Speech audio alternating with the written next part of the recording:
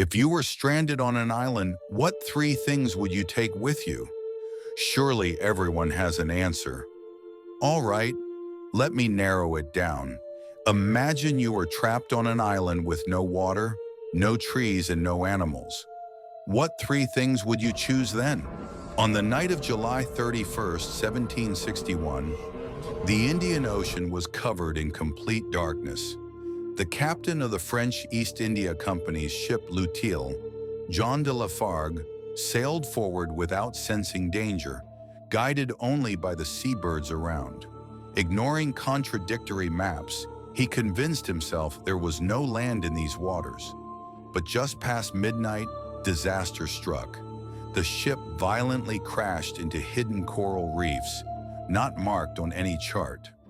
Wave after wave smashed the hull against the rocks, and the crew suddenly found themselves in a fight for survival.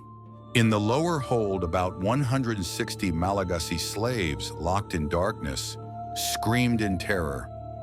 Some pounded desperately on the barred doors as water rushed in. But in the storm's roar, their cries faded, replaced by muffled, drowning voices. At dawn, the survivors faced horror. The Lutil was shattered, its wreckage scattered across the beach. Out of 140 French crew, 122 survived. Around 60 Malagasy slaves also reached the shore alive. But dozens of men, women, and children remained trapped below deck, swallowed by the sea.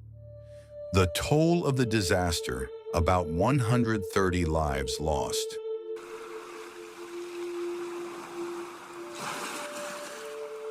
On the beach, the lucky survivors clung to each other, weeping for their lost kin.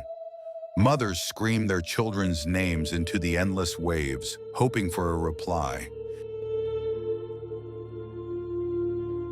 Those slaves were never meant to be there. The ship's official mission was to serve the French East India Company, sailing from Madagascar to France. But the greedy captain and officers secretly filled the hold with Malagasy captives, hoping to sell them illegally. Now their plan had literally sunk. The land they had reached was small and barren. Traumaline Island, also called Sand Island. Surrounded by coral reefs, it was nothing but a desert of sand with a few weak shrubs. No fresh water, no forests, no food sources. The endless ocean around them brought both hope and despair. Meanwhile, everyone focused on the most important task: escape. From the wreck, they built a small boat using timbers and sails. In just 2 months, they completed a schooner-like craft, but it could not hold everyone. At first, French sailors and Malagasy slaves worked together, gathering anything useful from the wreck. They dug wells in the sand and eventually found brackish but drinkable water, a floating lens of fresh water above the seawater. They survived on leftover rations, tools, timber, slow-moving turtles, seabirds, and eggs. Castellans soon ordered 2 separate camps, one for the French, one for the slaves. The Malagasy built stone ovens on the beach, and even a primitive forge from iron scraps. But food was unfairly shared. Though they worked together, the slaves were given less to eat. Captain Lafargue, shaken by the wreck, began to lose his mind.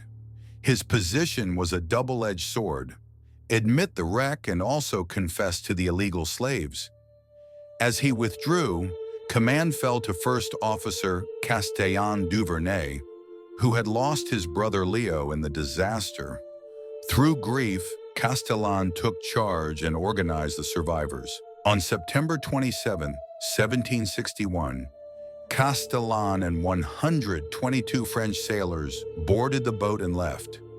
There was only room for the white crew. The Malagasy begged to come, but the boat was already full. Castellan promised, "Stay calm.